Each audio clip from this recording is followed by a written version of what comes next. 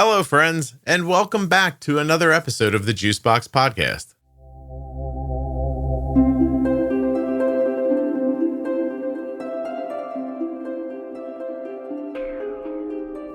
Grace is 24 years old. She's had type 1 diabetes for about a year and a half.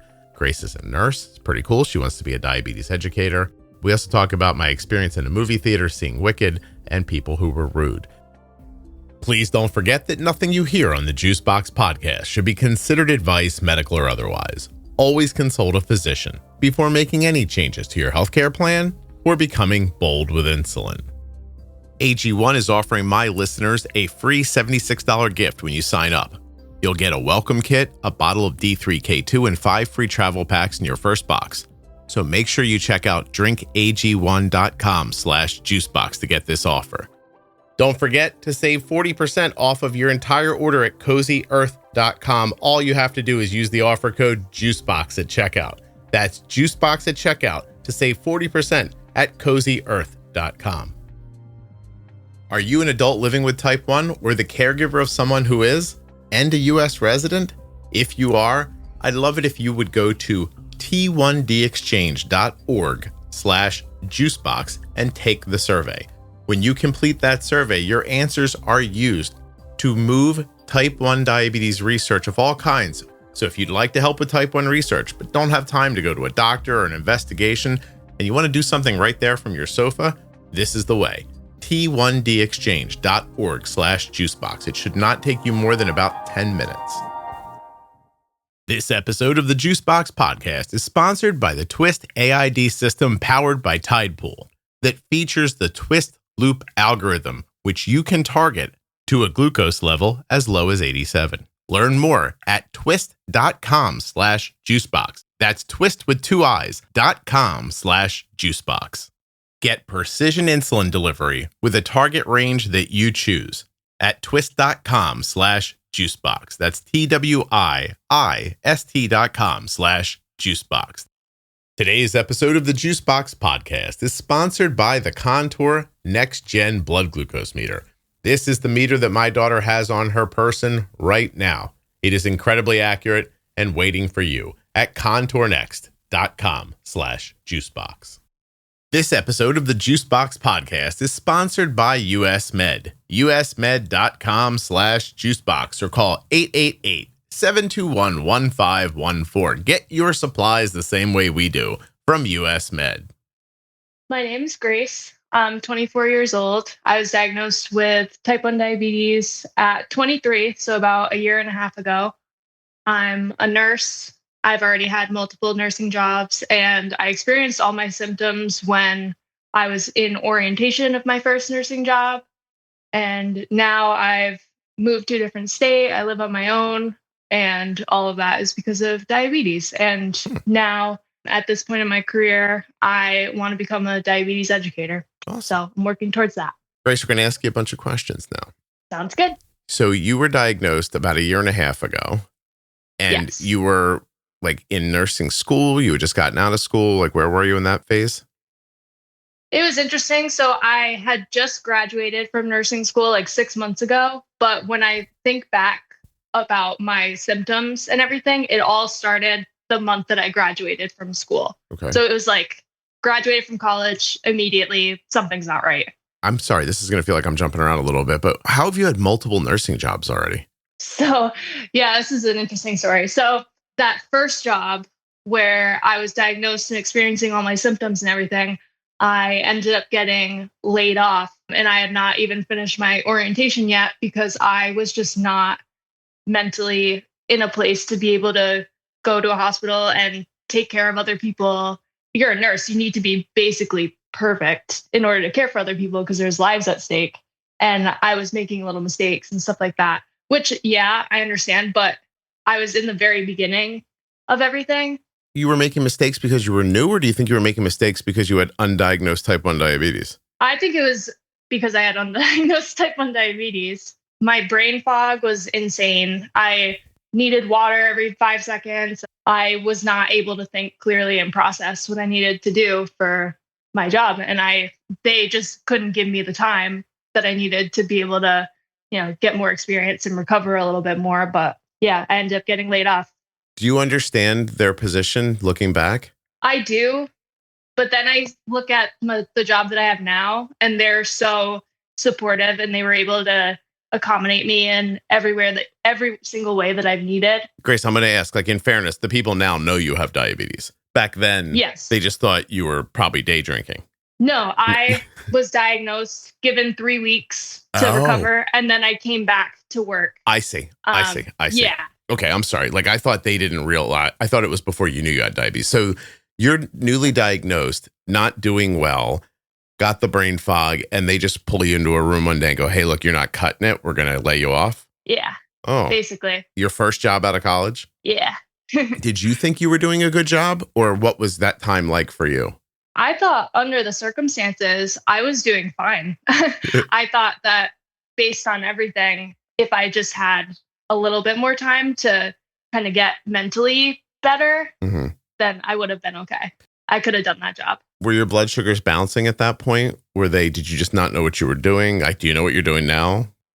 I do know what I'm doing now. At that time, it was literally the first month or two of diagnosis. I had no idea what I was doing. Yeah. So what were you seeing? A lot of like vacillating up and down and getting low and eating and getting high. That was all happening. That was all happening. It was a roller coaster all the time. Gotcha. Yeah. All right. So how long did it take you? Like, did you go home and say to yourself, like, I got to figure out diabetes, or did you say, I got to find another job? Well, once that happened, I decided to take a good amount of time just to figure out diabetes. Yeah. I lived with my parents. I had the time to be able to sit and reflect and figure out what I wanted to do next. And I always knew from probably before college that I wanted to move to a different state and live on my own. I decided that, after good 5 months of figuring out diabetes, that I was in the space to be able to go out on my own. And I ended up finding another job. Now I'm a oncology nurse. Wow. Yeah. And I love it. And I live on my own. And yeah, so I used that time to figure out diabetes. And then towards the end, I got laid off in January, and it was around April where I was like, okay, I need to figure out what's next. Yeah. And then I did that. And then by June, I was working at my new hospital. Where you are now. Can you tell me what was were you always hot to move out of your parents' house, or did that come after the diabetes? So I love being home, and I love my family. I have a great family. I like being home, but I just knew that my personality, I wanted to move out. And that was just it was made a little bit more urgent by the diabetes diagnosis, because being at home kind of reminded me of everything that had happened. Mm-hmm. And the thought of going back to work and living at my parents' house, I hated it so much. And I just wanted to be able to go out on my own. Oh, that's interesting. I mean, listen, I'm not saying you should have lived at home forever. I was just wondering if it was, I just want to move out because it's my age and my time and I'm working and I'm going to do that. Or if you just felt like you were running from something, because you got diagnosed, or you know what I mean? I was just trying to figure out where all that came from. But you're saying just time to fly. That's all. Yeah, exactly. Yeah. It just kind of pushed me to, do what I want, what other people want. Yeah. Grace, if you're flying solo, you're flying free. I saw Wicked this week. Oh, yeah, me too. The amount of people that I've said to, if you're looking for me, look to the western sky. In the last couple of days is it's upsetting and it's embarrassing a little bit. But I text it to people. I say it going through my living room. Where are you going? I was like, if you can't find me, look to the western sky. Look to the western sky. People are like, what's happening? Anyway, did you see it you didn't see it on stage. You're too young, right? My mom and my grandma and I saw it in our hometown theater a couple times when I was younger. Really? And then I've seen it in the movie twice. I saw it with my best friend, and then I saw it with my mom. Oh, awesome. It was so good. Oh, yeah. Listen, I'm just going to come out and tell you, I liked it. I thought it was really good. I was like, I can't wait for the second half now. Also, I was pissed that they broke it into two halves, but whatever. That's okay. I know. No, I didn't realize how much backstory there is, and how the Wizard of Oz is just I saw this I think it was on TikTok, but it was the Wizard of Oz is the propaganda version of what you think happened, and then the Wicked version is the documentary. I was like, that's so cool, because there's a whole backstory behind it. Yeah. Makes it more interesting. Grace, let me fry your mind. What if it's backwards? What if the wicked's the propaganda? And you know what I mean? Who would know? Yeah. You don't know. No, that's insane. I didn't think of it like that. Yeah, that's why it's so much fun to talk about politics, because somebody's lying to you. But is it both of them? Oh, no. What do we do? You're onto something, Scott. You're onto something. I understand the world, Grace. It's ridiculous. Do you want to tell me a little bit about your management? So you've been doing it for a year and a half. I almost said an hour and a half. A year and a half. Yeah. What did you start with? What do you have now? I'd like to know what technology you have or don't have. You've probably heard me talk about US Med and how simple it is to reorder with US Med using their email system. But did you know that if you don't see the email and you're set up for this, you have to set it up. They don't just randomly call you, but I'm set up to be called if I don't respond to the email because I don't trust myself 100%. So one time I didn't respond to the email and the phone rings at the house. It's like, ring, you know how it works. And I picked it up. I was like, hello. And it was just the recording. It was like, US Med. Doesn't actually sound like that, but you know what I'm saying. It said, hey, I don't remember exactly what it says, but it's basically like, hey, your order's ready. You want us to send it? Push this button if you want us to send it. Or if you'd like to wait, I think it lets you put it off like a couple of weeks, or push this button for that. That's pretty much it. I pushed the button to send it, and a few days later, box right at my door. That's it. usmed.com/juicebox or call 888-721-1514. Get your free benefits checked now and get started with US Med. Dexcom, Omnipod, Tandem, Freestyle. They've got all your favorites. Even that new eyelet pump. Check them out now at usmed.com/juicebox or by calling 888-721-1514. There are links in the show notes of your podcast player and links at juiceboxpodcast.com to US Med and to all of the sponsors. The brand new Twiist insulin pump offers peace of mind with unmatched personalization and allows you to target a glucose level as low as 87. There are more reasons why you might be interested in checking out Twiist, but just in case that one got you, twiist.com/juicebox. That's twist with 2 eyes.com/juicebox. You can target glucose levels between 87 and 180. It's completely up to you. In addition to precision insulin delivery that's made possible by Twiist's design, Twiist also offers you the ability to edit your carb entries even after you've bolused. This gives the Twiist Loop algorithm the best information to make its decisions with. And the Twiist Loop algorithm lives on the pump, so you don't have to stay next to your phone for it to do its job. Twiist is coming very soon, so if you'd like to learn more or get on the wait list, go to twist.com/juicebox. That's twist with 2 eyes.com/juicebox. Links in the show notes, links at juiceboxpodcast.com. The Contour NextGen blood glucose meter is sponsoring this episode of the Juicebox Podcast. And it's entirely possible that it is less expensive in cash than you're paying right now for your meter through your insurance company. That's right. If you go to my link, contournext.com/juicebox, you're going to find links to Walmart, Amazon, Walgreens, CVS, Rite Aid, Kroger, and Meijer. You could be paying more right now through your insurance for your test strips and meter than you would pay through my link for the Contour NextGen and Contour Next test strips in cash. What am I saying? My link may be cheaper out of your pocket than you're paying right now, even with your insurance. And I don't know what meter you have right now. I can't say that. But what I can say for sure is that the Contour NextGen meter is accurate. It is reliable, and it is the meter that we've been using for years. contournext.com/juicebox. And if you already have a Contour meter and you're buying test strips, doing so through the Juicebox Podcast link will help to support the show. So in the very beginning, the doctors that managed me at first, they said, oh, you're a nurse, so you know how to give the vial and syringe shots to your patient, so you can do it to yourself. So I have no idea why they started me on that, because I know now that people in my situation at least should start with a pen. But I had those vials and syringes for 2 months, I think. No kidding. And then, okay. Yeah, I know. And then I went to my primary. I was like, can I just get an insulin pen and make this a lot easier? And they were like, yeah, no problem. So I did that for another 6 months, I'd say.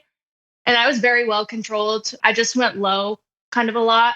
And I didn't figure that out until I listened to the podcast. And I was like, oh, my basal is definitely way too high. based on the amount of activity that I do and stuff like that. And then after that, that was a little bit better. And then I finally got an insulin pump in July. I'm on the Omnipod now. Awesome. Good for you. You had to figure out that there were pens and then go ask somebody for one? Yeah. Okay. Yeah, I did. I was going to say, how do you rate? Like, give a Yelp review to your endocrinology team. Like, do you think that if you didn't come to them and ask for a pen, you'd still be doing just injections from a vial? Well, it's interesting because it was the hospital that I was working at the time that I went to for when I first got diagnosed. And it was the doctors there that gave me the vials and the syringes. Sure. And then it was my primary that was like, that I knew there was pens. So then I just had to ask them. And then they were like, yeah, no problem. But it was my endocrinology team. I didn't get into her until a couple months after when I was on the pens. So from the hospital to endocrinology took so long that you kind of like took a detour and just asked your GP about it.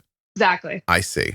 How did it take so long? Like, so you're saying you called an endocrinology office, said, hey, I've been diagnosed with type 1 diabetes. And they said, we will see you 77 Tuesdays from now. Is it like, how long, like what was the gap of time? I think it ended up being like 2 months-ish. Because one of the doctors that I worked with at that hospital, he was able to get me in to one in Boston just to be able to be seen. Mm-hmm. So I went there, but then that doctor was like, well, you need to go closer to home. You know, this is an hour and a half, 2 hours away from you. That's not realistic. Then I ended up having to go to one half an hour from my house, which is a lot better. But the waiting list was pretty long. And you find them to be valuable now that you're there? Well, now that I'm there, I don't know. I feel like I have a really good handle on everything between listening to your podcast, what I knew, kind of baseline from school, which wasn't a lot, and what I see, I'm exposed to other people who have it daily, and I can kind of like just make adjustments based on what I do. Right. I don't know. Sometimes I feel like I go and she just, kind of goes over my numbers from the last week when, that doesn't reflect everything. And then maybe suggests a thing or two here, but I'm like, yeah, I kind of know. But I don't know. It's nice. It's nice to go still. But. So you said a little bit of a background from nursing school, but what do you really, like, what do they really teach you in nursing school? In nursing school, they cover basically like the general, so if somebody has diabetes, that means they can't make insulin because their pancreas isn't functioning anymore. So then when they're in the hospital, you need to give them insulin, but this is like a sliding scale, stuff like that. It's just the basics. Yeah. And I remember in nursing school thinking like, this is so complicated, and these poor suckers who cannot, who have to deal with this and think about this all the time. Like that must suck. No, you're a poor sucker, Grace. I know. I'm a sucker. Do you have any other autoimmune personally? No, nobody in my family has had any autoimmune disorders except for my cousin, who's the same age as me. She has celiac, and she was diagnosed in sophomore year of college. So a couple of years before my diagnosis. Okay. But that's the only autoimmune disease that you know of. Okay. It came out of nowhere for you as far as you're concerned. Came out of left field. Yeah. What was that time like? Like, how did you notice? I mean, how did it come on? How quickly did you get to a hospital? How'd you figure it out?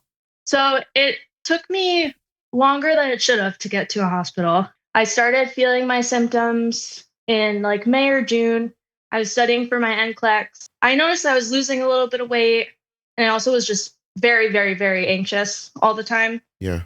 More than usual. So then I took my test. I was like, oh, okay, things will be better now.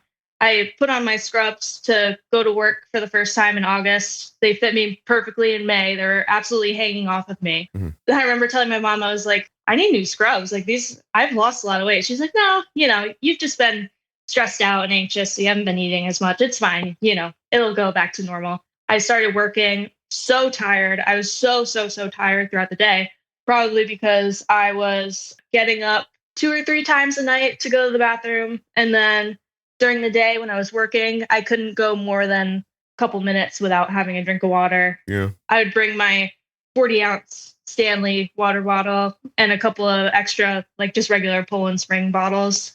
And I would run out of water by the end of the day. Oh, give me a second here. I have 2 thoughts. Yeah. First of all, this is going to sound like a sidebar, but this is from my Wicked experience. Oh, yeah. Because you just said you had your Stanley water bottle, which is metal. Yes. This is like a PSA, a public service announcement to people who might not know. Let me just get a little farther from the microphone so I don't hurt anybody's ears. Do not bring your metal water bottles to the movie theater, you fucking idiots. Like, what in the... I mean, my God. I'm like, this girl in front of me. Oh, if she can hear this, I hate you. Just please make sure. I don't know if she would know this was me, okay? But, the cup holder's plastic, right? She's got a metal cup with her. First of all, I understand. I don't want to pay $15 for a drink either, okay? But that's the world we live in. Don't drink while you're at the theater, or at least sneak in something quiet. Here's what it sounded like, Grace. Listen closely. Oh my God. Oh my God. This is her searching for the cup holder hole. Maybe look over and look where you're putting the cup and go slow like this. Watch me put it down quietly. See, it's down. You didn't even hear it happen. It wouldn't be that hard. She must have done that. I don't want to over-exaggerate. 1,000,000 times during the movie. Okay? Oh my God. I'm like, you think she'll find the hole soon? Nope. She's got it. Excellent.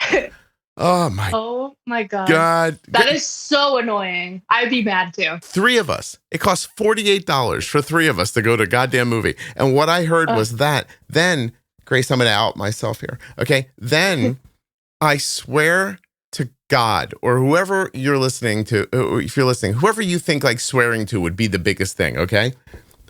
In the middle of the movie, she just turns the flashlight on her phone on and starts just like looking at the person next to her. And I don't know what they're looking for. This flashlight, I mean, now, Grace, these things, it's like a halogen bulb in your hand, right? Yeah, exactly. And it's not quick. She didn't turn it on and go, oh, there it is. That's what we're looking for. She just kept searching. She was spelunking. I think she was looking for gold. I don't know what was going on.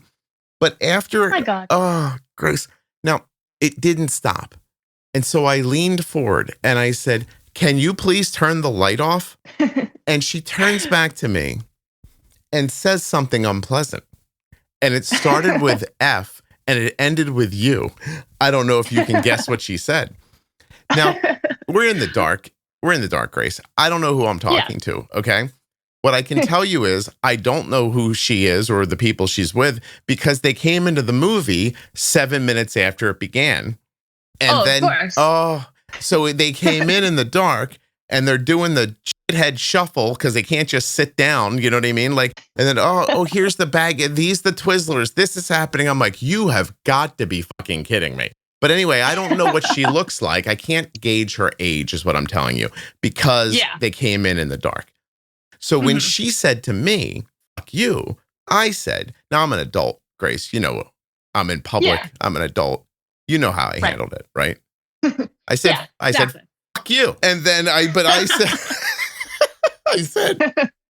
said, fuck you, turn off the light. Now she shut the light off immediately. God bless. Yeah. Okay.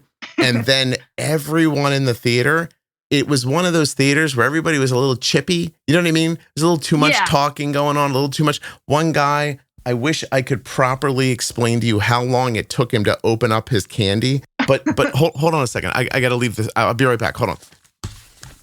I'm back. Yeah. So he's got to open up his candy, right? But he's trying to be quiet. So he's going slow. So it goes like this.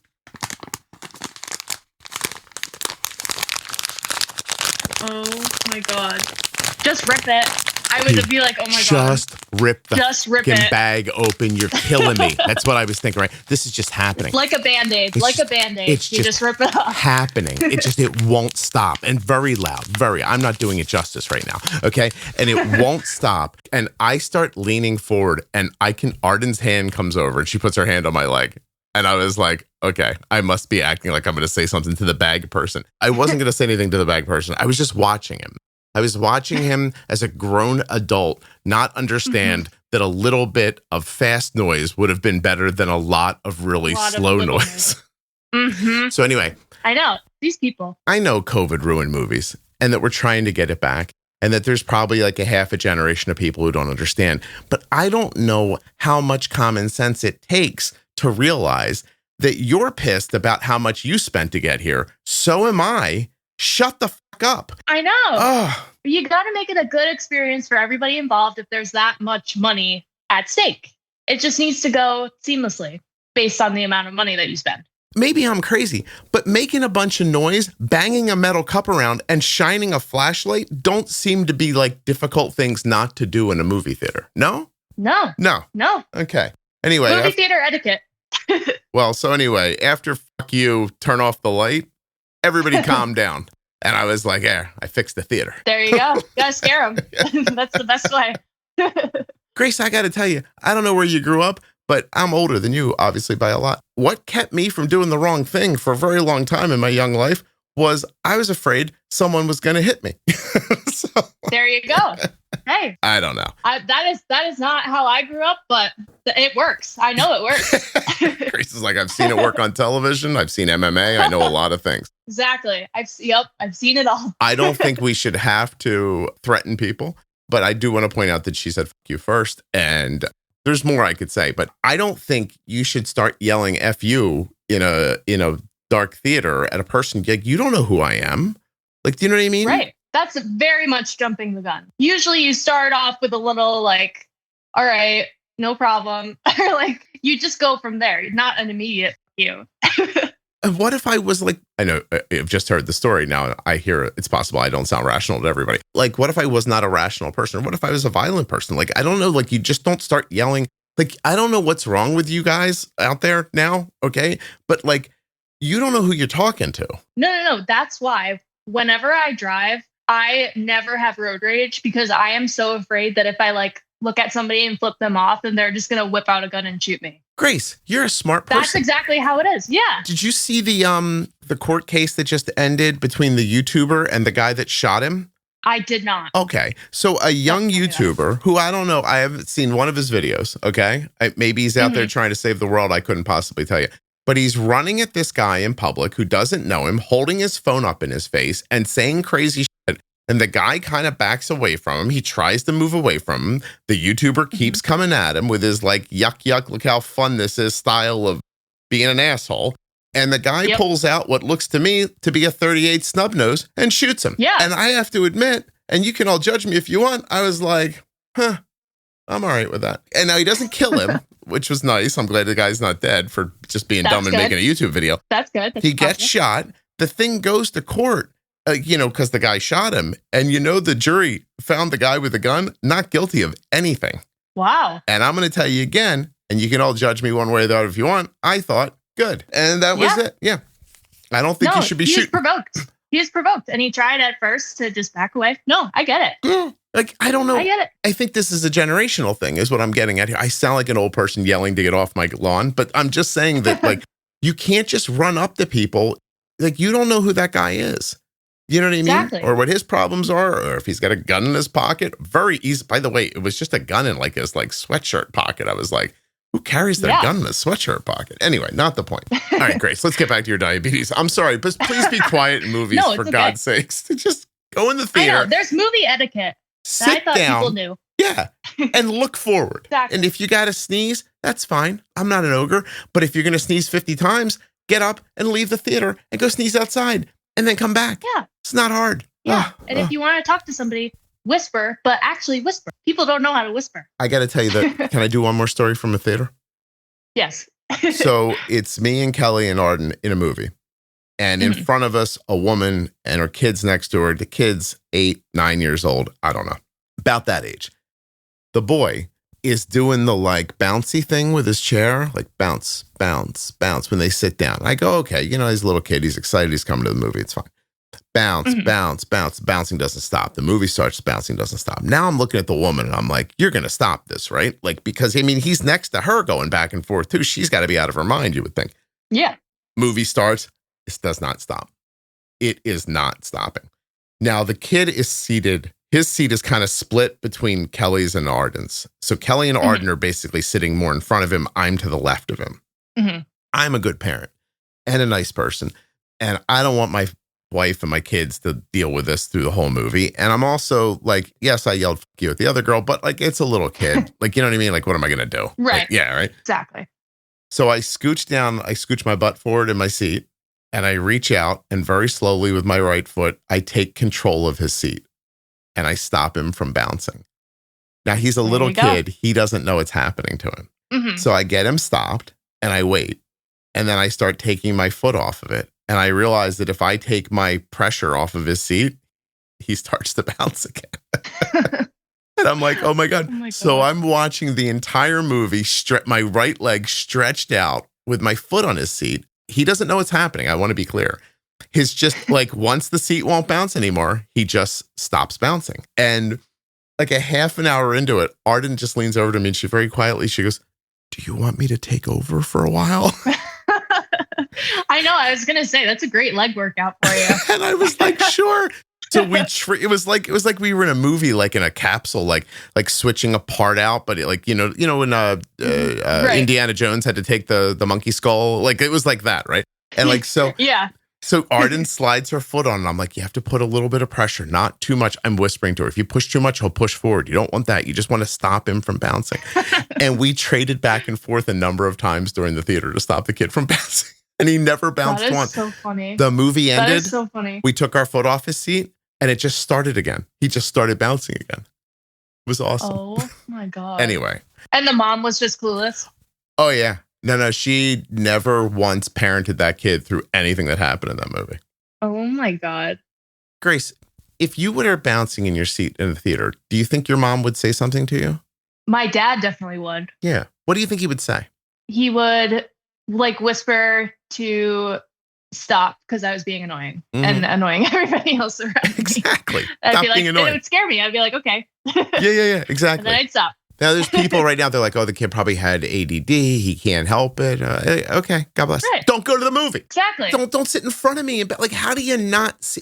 Oh, God damn it. Do a more energetic activity where you can do all that stuff. No, I Grace, understand. It's the day after Christmas. I'm already mad again. All right. So much for that. Yeah, 2 days off. Okay. So I got to find out how like a 23-year-old finds a podcast about diabetes.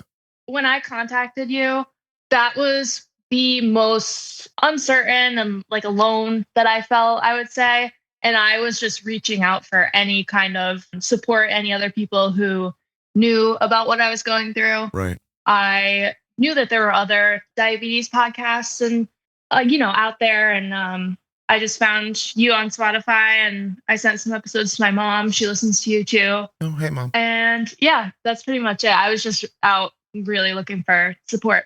Okay. So you're not necessarily looking for management ideas right away? Not right away. Okay. I looked mostly to the stories, like interviews that you do like this. Mm-hmm. I listen to those. And then I listen to a lot of the kind of mental health podcasts that you do, like your Resilient series with Erica. I loved that. And I sent 4th episode of the 4 parts to my mom, my dad, and my best friend, just so they could understand a little bit like why I felt so lonely. Mm-hmm. Because at that point too, that was right when I had moved out on my own. And it was like, okay, my job's new. All right, I go home and I'm alone in my apartment and my family's 2 hours away. And I just was so, uncomfortable. So I found a lot of solace in listening to your podcast. Oh, definitely. You just melted my heart. I forgot all about those shitty people at the movie theater. I feel better now. Thank you. Oh, nice. Thank you. You made my day. Glad I could do that. No, it's real. It's nice to know that, like, you sit here and you're like, I have an idea about this.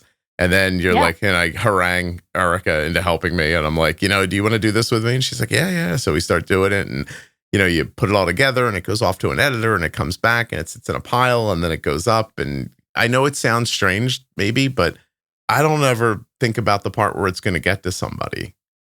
I don't know if that makes sense. Yeah. That part doesn't occur to me. Like I just put it out into the world and then to me, it's gone after that. Oh yeah. I can see that since you do so much of it. Yeah. And you seem very, very busy. Like very dedicated. So yeah, I can see where you would just keep going and not really. But yeah, I'm glad I could remind you of that. Yeah, thank you. No, it was really nice. Talk to me about what it felt like in the beginning being alone in your apartment and if that made you think I should not have left my parents' house. No, I didn't think of it as that. I went into it knowing that it was going to be difficult, especially at first. That was probably the hardest time because it was just like, oh my God, when are things going to get easier? When am I going to feel more comfortable with everything? Mm-hmm. At that point, still, I was like 6 months in with diabetes. So that was still kind of new and new job and living on my own. So, and then listening to that resilience episode, it just clicked in my mind, like why I was like, okay, I should definitely be a lot easier on myself because no wonder I feel so alone because, it's all these different things. And I was like, okay, I just keep doing what I'm doing. I know I'm doing good things for myself. Just keep that up. And then I knew it would get better. So it tumbles on itself. Like once you feel alone, then what? You feel bad for feeling alone? Yes. Like, okay. Yeah.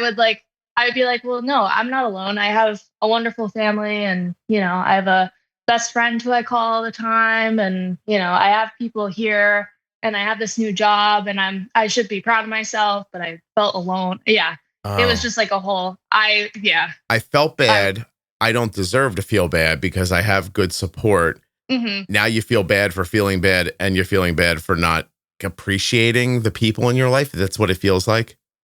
Right. Because I remember, especially in the beginning, my mom was like, she understood but didn't understand that I was just angry and sad about everything. And that made me be kind of like a bitch to her. And I didn't mean to. Mm-hmm.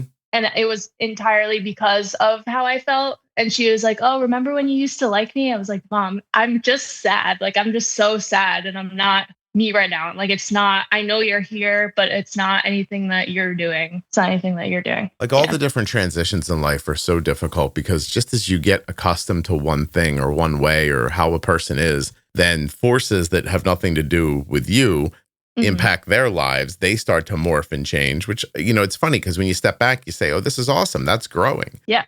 From a long view, you're like, oh, Grace is having experiences and learning how to tough them out and get through them and like all this stuff. But short term, you're like, oh, why is Grace mean? Yeah. No, exactly. Yeah, it sucks. Everything sucks about being alive, except for the alive part, Right. You know who seems to be having a great time? The bouncing kid. He doesn't give a shit about anything. No, exactly. He's fine. How old is he? 8 or 9. He was like 8 or 9. Oh, yeah, he has no responsibilities. Yeah. He's good. Grace, I want to point something out that longtime listeners of the podcast are going to recognize that when I was a young man and saw Jurassic Park for the first time, that we tormented a woman in the theater for shushing us. And that one of the ways we tormented her was by sitting in front of her and bouncing in our chair, which some people might see as karma. And I realize that now. But I want to point out the difference here is that I was being annoying on purpose. There you go. The kid didn't realize this isn't how you act. I know this seems like a fine line to walk, but I knew I was doing the wrong thing. Common sense people get what I'm saying here. Exactly. This difficulty with your mom and you in your relationship. Does it exist as you're leaving, or do you get it straight before you? It does it because you're at the apartment and this is happening, right? So this happened a couple months before I moved, and my mom is like my best friend, so we figured it out. Okay. But for that time period, I couldn't go to her about everything. I ended up going to my best friend, and my best friend's mom actually helped me a little bit with that kind of stuff. Oh, I can't wait for your mom to hear that. But why couldn't you go to your mom? At that point, what did it feel like the disconnect was? I just felt like it hurt her so much that I was hurting so much and that she couldn't do anything to help me. Gotcha. And I remember telling her, I was like, I went to Katie, my best friend, and her mom, and I was like, are you upset that I went to them instead of you? She was like, no, just whatever helps you the most. Yeah. She wasn't upset about that. She understood. But yeah, it was just like it hurt her so much that I was hurting so much. And I wanted to protect her from that at least a little bit. Well, however I could. It was lovely. Seriously, that's really kind of some deep thinking there. Yeah. Especially at your age. No offense, but that's awesome. Thank you. Yeah. This turmoil, right? This time where you're going through this. I mean, I'm assuming like a grieving process that you're going through. Oh, yes. Did you have like other struggles like that in your life prior to this? Or is this a new way of you feeling that came on just from the diabetes? I think mostly from just the diabetes, because I had always wondered, I was like, I'm perfectly healthy. Most of the people in my family are healthy. I wonder what my thing is going to be that like changes my life forever. Yeah. And it ends up being this. Because I was like, Did you think it might be the lottery for a while? Yeah. I was like, I'm a little too lucky. I don't know. I don't know what's going to happen, but something's going to happen that's going to change me. And it ended up being this. That's very thoughtful. I've always been very mature and deep thinking. Do you have other brothers and sisters? I have an older brother. Yes. Interesting. What do your parents do for a living? Can I ask? Just vaguely. My dad's a business owner and my mom works for him. And you're sitting around thinking, something's going to come for me. What's it going to be? You were like, maybe I'll be a famous YouTuber. No. Maybe I'll win a bunch of money at the church lot. No, wasn't bingo. And so I get diabetes. Is that how it feels? It feels like one thing's going to happen to you that's not great. And this is the one. Mm-hmm. No, that's honestly how I felt. I had a feeling that something big was going to happen to me like this, but I just didn't know what it was. That's weird. Do you have any other feelings now or about stock picks? Anything at all that you could share with me? No stock picks. I'm not good with that stuff. If you have any big thoughts about that stuff, please do reach out. It seems like you might. We'll let you know. Yeah. That's really, so did you have a conscious thought at some point? You were like, oh, my thing came. It's diabetes. Kinda. Yeah. Oh, well. Yeah. Like I said, in school, I was like, oh, these poor suckers, that's going to be tough. And then my pediatric clinical, the one kid that I consistently took care of was a diabetic who was just pretty newly diagnosed. And then I go to work and one of my patients that I helped take care of, one of the first ones, was a type 1 diabetic with gastroparesis. And I was like, yeah, something's brewing. Something's brewing here. Have you listened long enough to hear me say that idea? Like everybody kind of gets something? Yeah. Yeah. I do believe that. I believe that too. I don't think it's because Odin gives it to you or whatever you believe. Like, I just think that I don't want to get too deep here, but why not, Grace? I'll go deep. I don't care. Would you? I think we're just organisms that weirdly developed into things that can think, and we're really delicate, and it's just hard to make a perfect one that stays perfect the whole time. That's all. Yeah, exactly. Because we obviously grow the most through our struggles. And if we were all, good and, everything was great all the time, then it would be a lot less interesting. Well, even physiologically, that cellular change is where growth, you grow and things morph and change, and they write and rewrite. It's what cancer is, right? Like, it's just a cell that rewrote the wrong way.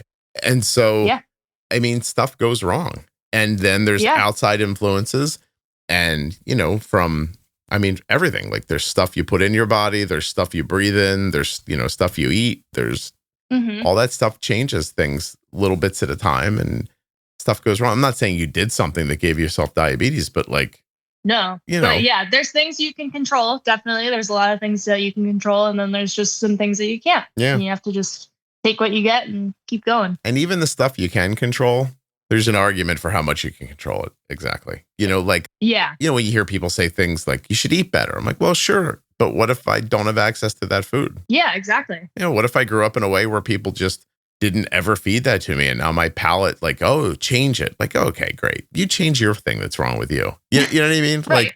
Yeah, it's not always that simple. And everybody has their own situation. And you just have to, as an individual, you have to decide what's best for you. Exactly. So you have to have trouble dating in 2024 being this smart, right? You can't find a boy you like. Am I right? So interesting. I actually am in my first serious relationship. Aww. We're only a few months in, but I have a good feeling. And I'm good with my feelings. So. Oh, yeah, no. And he hasn't said anything or done anything really weird yet? No. Nothing worrisome? Nope. He hasn't ignored you to play a video game? Nope. Look at you. Before that, so much struggle. Yeah. No, I know. Even how do you meet people? People, I'm going to use a lot of words I shouldn't be using right now, but people swipe up in your stories and try to be it's God. Right? I know. No, it's so awful. I'm so glad I didn't meet him that way. Because I was on dating apps for a little while, but then I was like, there's just no way. There's just no way that I'm going to connect with somebody on the level that I want to through this stupid thing. So he ended up being one of my best friends. So met him through there at a bar. So somebody set you up. Yeah. And tell people the dating apps are sex apps, right? They're not really for the most part. Yeah. Yeah. Right. If you're not just trying to hook up like that. Hook up means sex now, right? Yes. Grace, it used to mean kissing. Did you know that? I heard that. I heard that. Or just like making out. Right. Yeah. Yeah. Maybe touching things over clothing. Now it means like a whole like other thing. Huh. How many boys did you have to go through? Like the dumb ones before you got to this one? Let's see. Hold on. Like do a I real never tally, had a boyfriend. I didn't have anyone in high school. And then in college I had my first like just kind of casual boyfriend for a couple months my sophomore year. And then right before diabetes and everything, I met this guy on Hinge. He was stupid. I don't know why. I would just wanted somebody, honestly. So just those two before him. Yeah. What does that mean? You just wanted somebody? Did you feel alone? Yeah. Yep. How does this boy handle the diabetes stuff? He is so supportive and he doesn't pretend like he knows any more than he does. He just knows that when I go low, I need lemonade or juice. And then when I go high, he needs to get me water. But he's always like, what can I do? What can I do? What can I do? And I'll usually like correct my low. And then I'll be like, do you just want to get me lemonade? Fine, you can go. And then I just don't drink it. He just wants to get me it. You let him get you something that, oh, wow. You really, yeah. It's possible you're in love, Grace. Maybe. I mean, who knows? if you're being that nice for no reason, you very much could be. I could be. Who knows? Because I just want you to know that my wife would be like, I don't want lemonade. Stop. Well, we're in the beginning stages too. So let's take that into account. Yeah, so I would not be mean to him at this point. You're being overly polite. Maybe in like a year. In a year. Good, something for him to look forward to. Awesome. Right. Yeah. About the first time that happens, he's going to be like, oh, thank God I can play Call of Duty again. I didn't realize that. Like... Right. No, Minecraft. He's on Minecraft now. Oh, awesome. With his friends. I hear things. Do you think that the way that it's set up now, like dating, the way you meet people, you think you'll like hold on to a good guy quicker than you would? Like, do you know what I mean? Like, yes. Yeah, right. Because it feels like it was so hard to find one. Like, right. Where are you going to find the next one? It's so interesting because with him too, like I said, it's just a feeling and it's not, I'm usually pretty realistic and grounded and I can be like, okay, obviously this is still the very beginning. I don't want to get in too far too quickly. Sure. But with him, like, I just know I can see his character and I know that he's good and I know that nothing's gonna happen. Nothing could make him leave that easily. Awesome. I don't know. I just know. Good. Look out for small things. Online betting. Be careful of that. That often turns into a problem. Good. Look for that one. Looking through you while you're talking. You know what I mean? Like not really listening. Don't do that. Don't do that. Don't let them do that one. Don't let him pressure you into things you don't want to do. Right? Exactly. Right? Yeah. Does he drive too fast? No. Awesome. No. And whenever he does like a hard stop, he's like, oh, I'm sorry. That was too fast. Really? Oh, God, it is really neat. How does he look at little kids?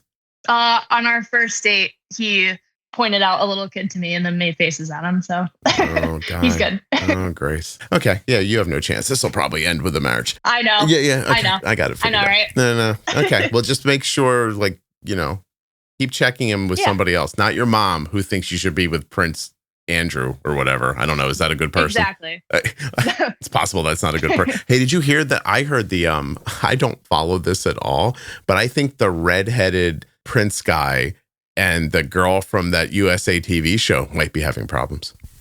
Really? Do you know what I'm talking about when I said that? Yeah, I think so. I can't think of her names. I can't either, but I know who you're talking about. They moved here and tried to start a podcast. That didn't work. That's always a telltale sign when the podcast goes south. Do you think people right now who know about like the royal stuff are like, I can't believe you can't think of this name? Hold on a second. Grace, give me 1 second because I'm going to type in redhead Prince and see what I get. Oh, yeah, there it is. That popped right up. Prince Harry? Yes, Prince Harry. Yep. And Meghan, right? Yes. I don't know if what I heard is right. Also, do you know why I can't tell if it's right or not? Have you seen, because the clickbait social media stuff it has no soul now. Like before it used to start with some sliver of truth, but now they don't even care about that anymore. Like they'll do it. No, they don't even try. Before they try to craft some sort of lie around a truth to get you in, but now like They do it with sports teams all the time. Like, it's like, here's the, I don't know, the Red Sox like fan page. And it's like the Red Sox cut their most popular player. And then you get to the story and it's not true. Yeah, they're just lazy. They're lazy. I actually think it's more than that, Grace. I think that really? I think that they're trying to get the people who will take the time to correct them and or yell at them or chastise them to jump in and make comments so that the algorithm keeps feeding people the story. Oh, I think they want you to call them out. Yeah. No, I see that. I see where you're coming from. Yeah. I agree. This is a leaning into being a dick situation, and it's working for them because of how the algorithm works. Yes. Yeah. Yeah. No, it's crazy. It's crazy. It's gotten out of hand. Should I go that way with the podcast? Should I just start saying things I know people will be upset by? There you go. So they'll yell at me? Let's add a little spice. Make it fun. All right. I'll try now. Grace, I'm 100% positive that if you would have just taken cinnamon, you could have cured your type 1 diabetes. There. Oh my God. Oh my God. Now people just That's yell. a bad one. And then I'll get super popular, right? Is that how that'll work? Yeah. Oh, okay. Yeah. My God. The people will eat it right up. How do you deal with social media, especially now that you're still young, but you're a professional at the same time? Like, do you stay off of it? I'm still on it, but I haven't really changed much about it with type 1 diabetes. I don't know. I just kind of keep to myself for the most part. You're not looking to. Yeah. Yeah. Not really looking to. I know. I've never had any desire to, because of this, become an influencer for type 1 diabetes. I never really had that. How about for nursing? That's huge, by the way. Oh, yes. Yeah. That's why I want to go into diabetes education. Definitely. Yeah. I'd like to hear more about that. Like, that's a shift you're making, like, because of your own diagnosis or because of something you're seeing?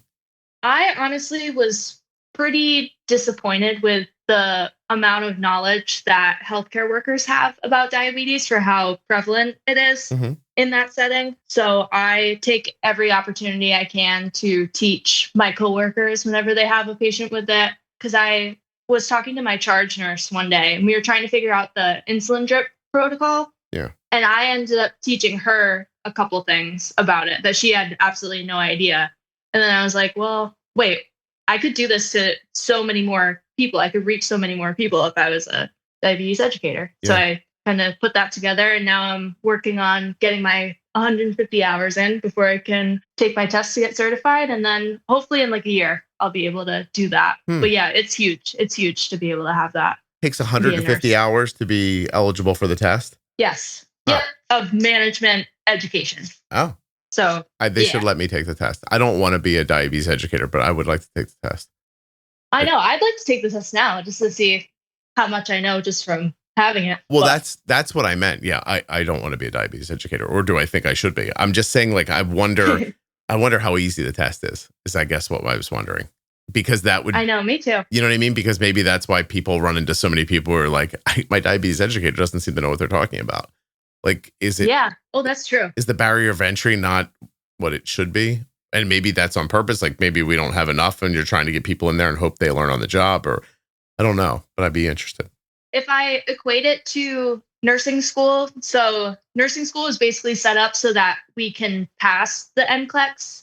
And then once you actually become a nurse, you learn pretty much everything on the job. Yeah. So I'm assuming that with this test to become a diabetes educator, you study for the test. And then once you get on the job, then that's how you kind of learn when you're exposed to more people and cases. And yeah, I think that's kind of how it goes. I'm just confused. I don't know how people are diabetes educators without having a personal tie to it and being able to understand it on that level. But it's great. It's great. So you're telling me that when I need a job, Grace, I learn how to take the test so I can get the job. I don't necessarily learn the job so I can do the job. I learn how to pass the test. For healthcare, yeah. Well, it's uplifting. Yeah. Okay. Mm-hmm. Because then you pick a lane and then you dig down once you get there. Right. And learn the thing. All right. But then there's turnover in nursing. So. Oh, yeah. So maybe. Yeah, that's a whole nother. Yeah. Whole more. Yeah. It's short staffing and all that stuff. It sucks. It's just an imperfect system, really. Mm-hmm. It really is. All right. Is there anything we haven't talked about? I want to make sure I'm not missing anything off your list because I've been all over the place today. No, I think that's pretty much it. Yeah? That was great. Yeah. Well, we're not done. I'm just making sure I didn't I want to make sure I okay. didn't. I'm not kicking you off. I just wanted to make sure that Right. I didn't miss anything. No. We went over dating. No, we're good. We went over going through school. I guess I do have this question. Yeah. What did you get from the podcast?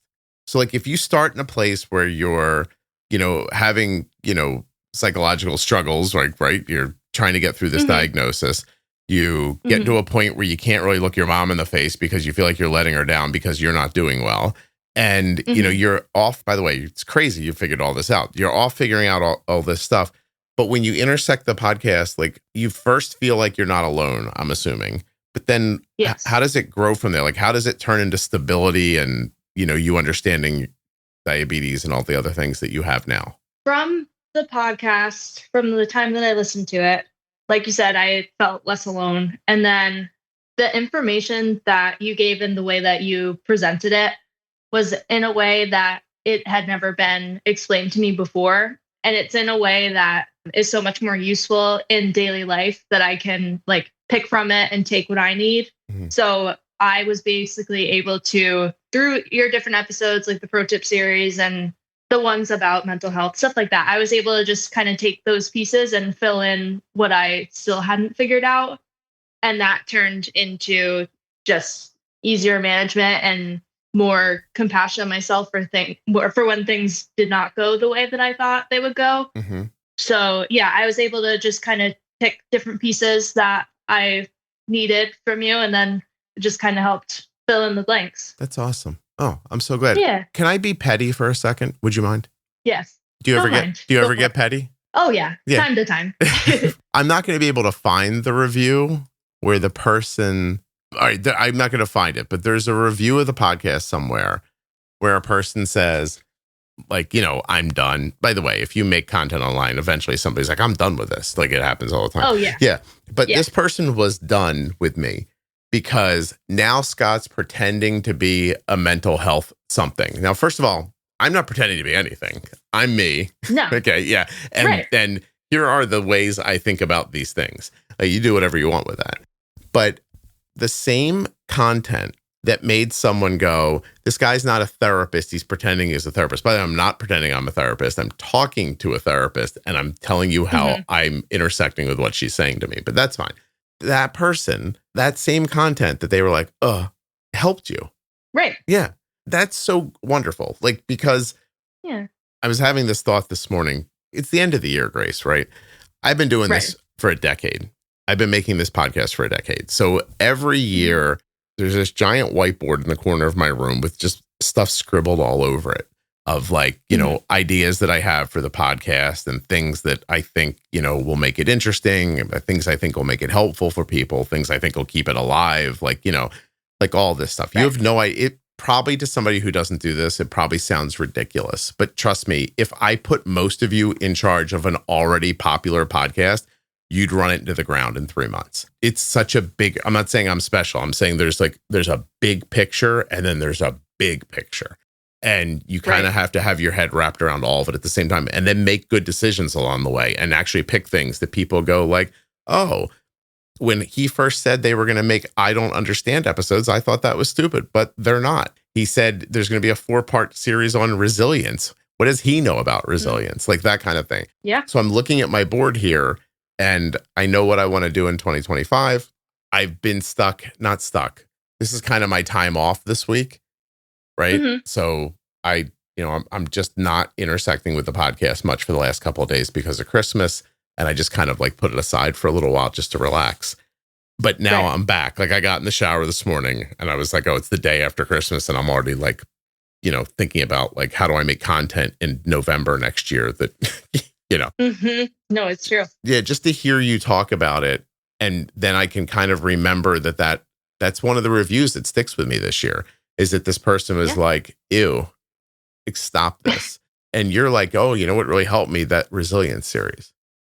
So no, it's so true. I completely see what you're saying. I could definitely not manage a podcast and be, have the creativity to, come up with content constantly and keep people interested. And no, it's admirable. I couldn't do it. I definitely couldn't. No, you're nice, but it's not, trust me, it's what a dumb thing to be good at. it's also that like the way people want information shifts slowly. Mm-hmm. You don't see it happening because people tend to look more at the really super popular stuff and say like, oh, Right. this is what I should be doing. Whereas I never think that way. Like if something's already super popular, at best, you're trying to co-opt it. Right. The way to stay popular is to come up with that thing before somebody else, not after everyone figures it out already. And and the internet's becoming, YouTube, for example, is becoming videos about telling you how to be good at the thing that I'm good at. Have you noticed that? You know what I mean? No, I've noticed that. Yeah. Yeah. And so basically some person got out ahead of something, became a figurehead on the thing. And then they got through the content. It's over now. There's no more to say. Right. And so now they pivot to telling you about how you could be as successful as they are doing the thing they're doing, except that is not true. Yeah. They already did it. You can't do it now. Like it's done. Because it's short-lived. You can't drag that out, you know, beyond just what it was. And it's just, 100%. Like they've done it already. Yeah. And the world's moving on. You don't realize it.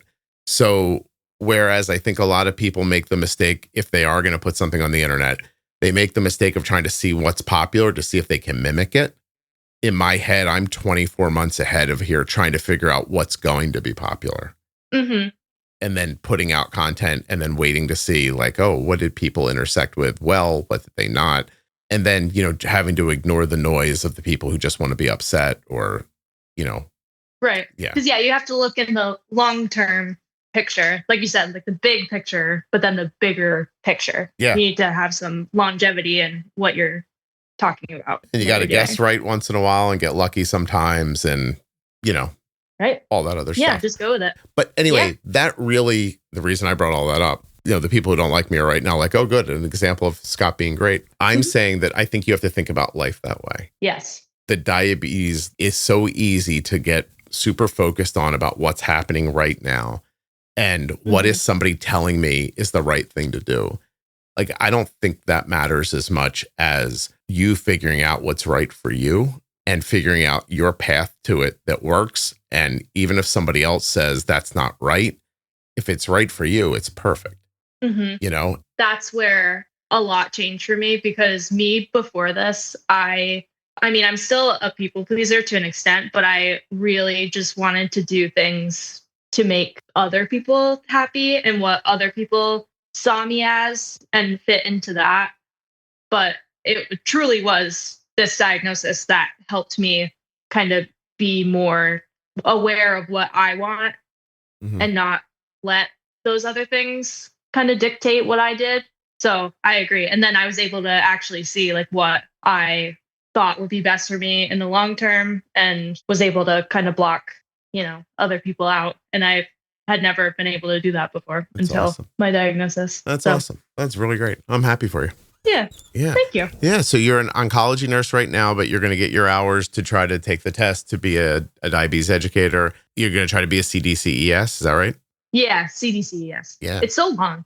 I think it's a mistake having changed it, but that's between them and God. It's not up to me. Like, how do you see yourself working after that, in a hospital setting or in a clinic, in a private practice? What do you think is the best way to reach people? I will probably be working in a clinic, I'd say, or private practice. Yeah, something where obviously the hours are more consistent. I've noticed with just how I am, the hospital 312s a week doesn't work for me the best. So I'm going to end up going to a doctor's office, regular 9 to 5. And then hopefully I can reach the people who have been newly diagnosed for the most part. Yeah. But doesn't work for you because of diabetes or just how you like to live? A little bit of both. It just sucks to work back-to-back days. And like I come home and I have to have dinner at like 9 o'clock. And then my blood sugar is high all night. And then I wake up and I feel all brain foggy and have a headache and stuff like that. And then I have to go care for people. It's not ideal, but I'll do it. I'll definitely do it for the time being. Okay. It's doable, but yeah. Are you using an algorithm? Are you using Omnipod 5 or are you just using Dash? Omnipod 5. You are? Okay. Do you like the algorithms? I think so. I've adjusted them a little bit Okay. because I'm usually pretty insulin sensitive. But yeah, with the pens, I noticed that I could control it more and keep it lower. But I wish the algorithm had it so that my average was 90 instead of 110. I think that would help it a lot. You'd like a lower target. Yeah. Yeah. Does it make you think of switching pumps, or do you like the tubeless nature of it so much it's not that big of a deal for you? I really like the tubeless because I knew that I wanted to, because I'm pretty active. Mm-hmm. So I liked the idea of that. And that probably won't cause me to change it. I'll just keep going. Yeah. Right now. And then see what else comes up. I hope just not just Omnipod, but I hope everybody like tries to, tweak their thing so that they can have lower targets for people if that's what they want. I know, me too. Because I get that you don't want to make it so that everybody goes super low, because then obviously that's more of an issue. But I don't know. I feel like the people who have it really under control and manage well, should have that choice at least. Yeah. Yeah, I agree. So hopefully they can make the adjustments that make that possible. Hopefully. I certainly see it on, the DIY systems. You can make much lower targets, and Arden's on Trio, and I think her target's 85. So. Oh, that's great. Yeah. She's not running around stopping lows constantly. So it must be doable. Yeah. Get out there and do it. Yeah. Let the people get out there and do it. I really appreciate this. Please say hi to your mom for me. I'm glad she listens. That's awesome. I will. Do you guys ever talk about it? Do you ever have you ever gotten a text from your mom that was like, did you hear the crazy story on the Juicebox podcast today? Or does that happen in your life? No. She doesn't text me. She always just waits to tell me in person. Oh, you do it in person? So I was like, oh, because I come home pretty often. I still get to see her, or she sleeps over in my apartment. So I still see her. Wait, your mom comes to see you and you guys have sleepovers? Yeah. Oh, that's awesome. My wife would love to know that. Like, she's so Arden just got home and she's like, Arden's home. And I'm like, I know. Just super excited. Yeah. And then no, it's great. One night she's like, I'm going to stay in here with Arden for a while. And I was like, you're going to sleep with Arden? She's like, maybe we'll have a little sleep. I'm like, okay. Yeah. She's super excited. I'm glad you and your mom get along so nicely. It's wonderful. That's sweet. Yeah, we do. I have to ask you then, I'll finish with this. I think I know the answer to this question already, but are you planning on having kids? Yes. Yeah. Definitely. You want a lot of them or a few of them, or what do you want? I've always wanted at least 2. So a boy and a girl, and then maybe a third, maybe another girl. So they could be sisters. Because I always wanted a sister and I never had a sister. You always wanted a sister. Okay. Do you worry about the diabetes aspect of it now? I do, but I also feel like, I'll feel a little guilty at first if they do get it, but I'm not going into it thinking like that. And because even if they do, I know I'll have kind of a head start on understanding how to deal with it. Yeah. So I try not to look at it as like, oh, they're doomed and I'm doomed, right. Just kind of take it how it comes. You also do have an expectation that something's going to happen, right? Yeah. Yeah, you have that feeling. Yeah. So if it's that, then it's that. Is that how you feel about it? Kind of, yeah. Yeah, I just know, too, that I'll be able to handle it. Awesome. I don't know. I have faith in myself. Yeah. Have you always had that faith, or is that new? That's new. That has not been around for a while.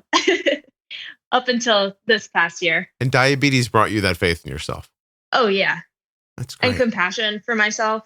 I used to think so black and white, like, oh, it has to be like this, or it's wrong, or it's completely, just all messed up. Nope. I have faith in myself now. That's part of growing up too. You know that though, right? Yeah, it's true. Yeah. I don't know that diabetes didn't speed it up for you, right? Yeah. Right. Or bring it into focus for you, which I'm sure it did all that stuff. But you would have gotten to it eventually. It just probably would have taken longer. Exactly. Yeah. That's interesting. Wow. You're on such a journey. It's nice. I'm jealous. Thank you. That you're young. I just want to say that. I'm getting up there though. 24. Oh yeah. Approaching the mid-20s. It's almost over, Grace. All right. Hold on one second for me. This was really great. I appreciate you doing this. Yeah. Thank you.